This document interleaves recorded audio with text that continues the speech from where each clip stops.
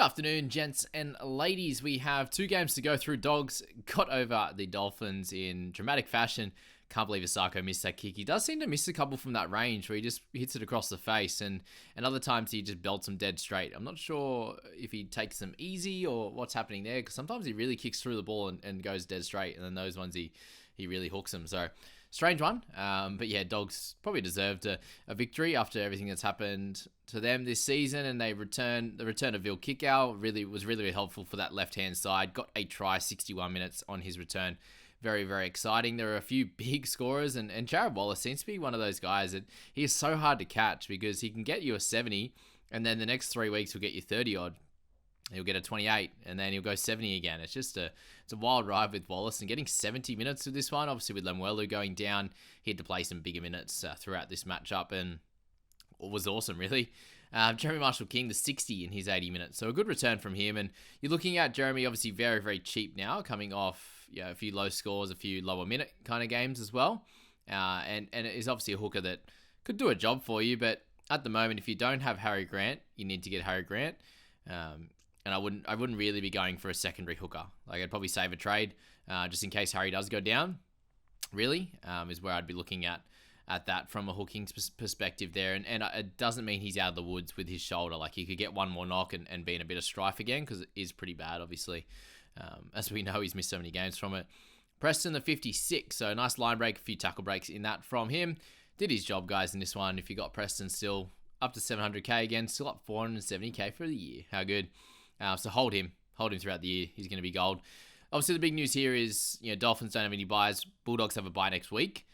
So Preston, I do understand if you want to trade him on because of the buy, sure. But as a pure scoring perspective, I wouldn't be looking to move him on because of how much is going on with injuries and stuff. I really, right now, most of us are down to sort of 0, 1, 2, 3, or 4 trades. That's kind of, the average is sitting in there and around that 2 to 3. Especially in the top 1,000, top 5,000 kind of thing. And if that's you, then I'd be looking just to save any of those injuries, any of those trades just for injuries and suspensions. We've got Jack DeBellin to worry about rather than someone like Preston. Kiraz, he would be a clear hold, guys, because he seems like he's going to be a 40-plus scorer pretty comfortably. He had severe cramps in the end. That's why he went off so early, which is very, very interesting. Yeah, the 3 tackle breaks in here, 3 offloads, big run meters was very helpful for him. But yeah, strange that he copped the cramps, because it's not like he doesn't work hard on a normal basis in his normal play. So he's a hold, definitely, just in as to cover that wing fullback position. Sexton, solid, seems to be very, very easily accumulates points, and didn't even kick 34 meters he only kicked. So if he's getting half of that of Burton, then he's into the 50s very comfortably, which is interesting. What we did see was a return of Luke Thompson on the weekend in New South Wales Cup. So when you did look at potentially the minutes that he might command in this side, is he going to be a short minute guy? There were a bunch of these players, unfortunately. We got King there with 54, and the reason I want to speak about him is because I own him, so he's definitely on my radar as to what's going to happen with Luke Thompson. And if you're also an owner of King, you just be aware that I think that these 50-odd minutes will be pretty sustainable for him. He works really hard. I love his effort there. 39 tackles, 82 meters, no tackle breaks, no offload. So if he had any of them, he would have got the 50-odd like he did last week. Had the 1 turnover tackle, which was good in that one. But if you're looking at some of the other middle forwards, Harrison Edwards got 58 minutes. It really frustrates me that he gets more minutes than King, because I don't think he deserves it. He's all right, but he's all right. And Ryan Sutton, big minutes than King as well. So I think Sutton missing 7 tackles and having error, when we know how King's a very, very important middle forward for him, Sutton and Edwards should not be commanding those minutes. You got Pangai Jr. with 37. What about the fall from grace from that man? I'll never be selecting him my side, that's for sure. And then Flanagan only did 12 minutes there as well. So Liam Knight came on and played 24. So I think he'll be a guy that'll be a 25 to 35 kind of guy. And I think Sutton and Harrison Edwards need to drop for sure, because that's just way too many minutes. And Luke Thompson will come in for one of those guys anyway, you'd imagine. In this one, Liam Knight likely to keep his spot. So that's that. That's really what I wanted to cover with the Max King situation. Blake Wilson, obviously a try in this one. 3 line breaks was good. If you're holding him, again, stick with that. Asako, now, if you've held all this way at 563, some easier matchups means that he will get in the 40s and 50s. You'd imagine pretty comfortably here. He has the line break and a try. Missed that important goal to get him to 46. But yeah, he was fine. And if you own him, hold on. Burton, the 43. Again, he's one of those ones that with the buy now, you could move on if you still own him. I think he's very low ownership, but yeah, someone to think about. Valtafade carried over a few guys for his try. So let's just hope that he continues to play because he's going to be a fairly playable option. He does seem to need the try to be able to get over a 30 kind of thing. Run meters are there.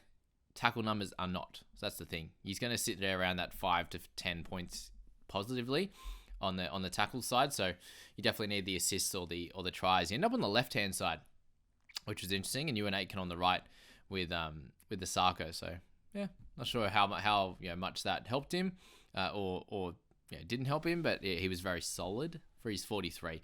And hopefully he's a looper. He's a guy I can loop each and every week. Hopefully he picks up a 40 odd and we can play him, especially in these tougher weeks when we got JDB out or something like that. I have Max King out personally. Who else we got? Hammer 36 for those that are looking at him. It's fine. Yeah, that's kind of where he's going to be at for the rest of the year, you'd imagine. Avrilo 28 with a line break assist, and a try. So a little bit low for him on run meters, but that was a nice try there. But yeah, it looked, a try like that, it's like, it's about 20 points in itself, and then he just does nothing other than that, which is frustrating. Sean O'Sullivan's going to get really cheap now. So he's had a rough return scoring-wise after his awesome start. So he's down a couple $100K now for the year, so keep him in the black book for next year. If he happens to be the most dominant guy on there, big kick meters, and that'll work. But if it's with Cody Nicarima, I just don't see the appeal. Corey Waddell, low minutes for him as well. I didn't even mention him at 30. So yeah, again, he's an easy one to replace as well. And then Adokar 16, Lemuelu the 4 was the big issue here. Will be out this coming week as well. I think with him at 504K, it should be a clear hold. You'll get back into that spot, I'd imagine, and you'll get, 4 games from there. So him at 500K, again, it's this week off, but you've already copped the poor score.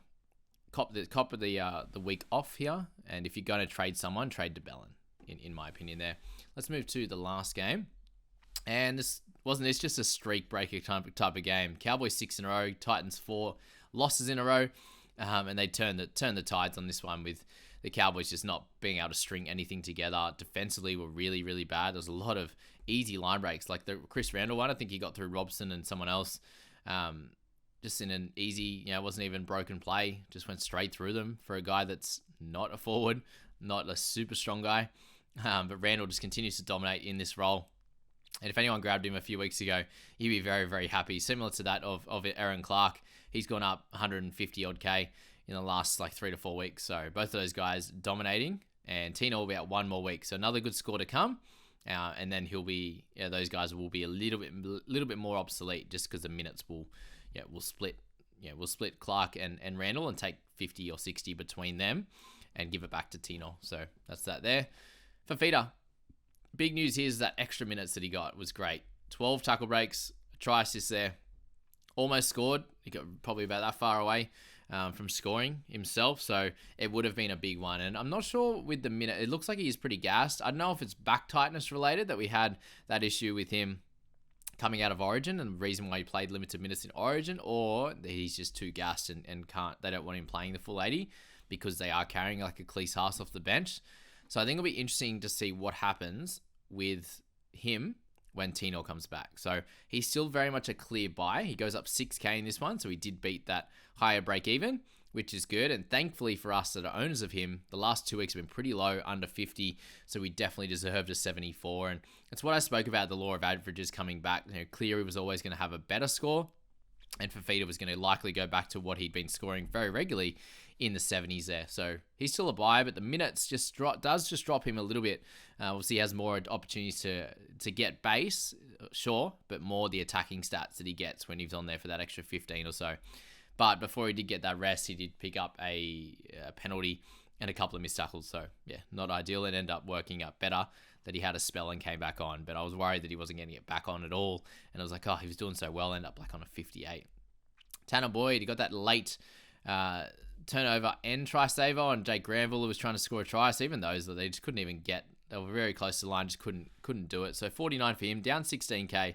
If you do own him, I still think he's just a clear hold for the rest of the season, because if Harry goes down, you have Tanner there. I don't think many people have the hook cover, unless you're like myself with Brendan Hands, and he's getting less minutes at the moment.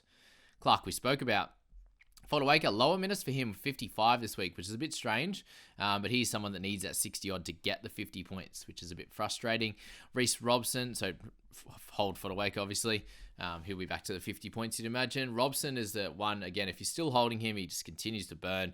I haven't heard anything personally about him with his jaw or his HIA or whatever happened at the end there. It seemed jaw related, but they took him off for a HIA at the end of this game.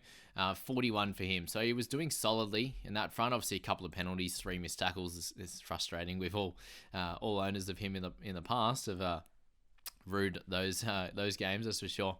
But 40 tackles in this one. They couldn't get anything going, so there was never going to be a chance of Robson to dominate here, attacking-wise anyway. So find out what's happening with him. If he's out, he could be a sell. Even, if Jack DeBellin takes the 3 weeks, Robson could be the sell before DeBellin if you've got enough cash to go to someone you want at that price, I'd say, because you're going to have that buy in round 25 as well. Looking down the list, Campbell got some decent minutes on there when Brimson went off in the first place. So he copped a bit of an issue. Jojo Fifita likely to be out as well. Lucy Leilua is the main issue here, 35 in 80. He got 39 or something last week as well. So very low on that front. Surprising how involved he was over that first month. And the last 2 weeks after he probably sucked a few people in, he's gone back into the 30s. And it's very frustrating, because he was dominating with tackle breaks, with offloads, working his ass off with 30, 40 tackles and over 100 meters every game. And just nothing's happened since then, which is very frustrating. Brimson, again, just not a fantasy asset, really. In this team as well, yes, he's going to have good games, but he just doesn't have the clear base that other players need to have. And 4 errors for him. Not the way. Obviously, it was a weird game, but not great. Cotter, 27 in 45. Again, they're just going to... Weird one in this game because they lost. The games they're winning is just keep playing in 45 and 50, him and Taumalolo, because we know what happens. And as soon as the finals come around, he'll go up to big minutes. But the thing is, at the moment, they need to get to the finals, so he must be carrying something. Otherwise, why would he just play the 45? They need him, they need him to be sure in the middle, to shore things up in the middle. Which is where a lot of the missed tackles are going. But he did miss 3 himself. So, 25 meters run and 31 tackles for Ruben. It's very yucca. It's hilarious how it works for Cowboys, unless it's in finals, thankfully. We know what he plays. But, when Origin comes around, he's an 80-minute guy in that team and does everything possible. And then he's a 45-minute guy for the Cows. It's hilarious. I don't get it. Val Holmes, 20. Looks like he might be out for a bit as well. We'll have to wait and see with him. Not good. His shoulder charge to the head, or whatever they call it, heavy contact to the head. Got the sin bin. 20 points for anyone who grabbed him. He loses 37k now, and he could be out for a few weeks, and they have a bye as well, so not great. Finne got 18 in his 47 minutes, so that's not great. 4 missed tackles on Fifita, obviously. That was always going to be a tough matchup. An error and also a penalty. But 18 points, 47 minutes, yucky. And then Taumalolo, 6 missed tackles as well, so they got to clean that up. Did in 6 as well. They weren't great. Overall, they need to improve if they're going to do something, heading into the finals. And they've got a tough couple of matchups coming. They have Broncos next week, I believe. So, it's not going to be an easy one. And watch them go out and beat the Broncos. But, it's definitely something you don't want to leave up to chance, trying to beat the Broncos, because it's such a good team. Sam McIntyre against his old club, just up to some antics and getting into people. I don't know, it must have been bad blood leaving or whatever it was, but they were getting into him, that's for sure. So, that's the round wrap-up. Sunday games, 2 down. The rest of the updates, guys, if you want to jump in and find out what I said about different players, go back to those Thursday, Friday, Saturday reviews. That would be great. I appreciate you guys sticking around for the entirety of the season. If you have a few trades left, awesome. Use them wisely. If you haven't got any trades left and you're still watching, I love you. Good stuff, guys. See you later.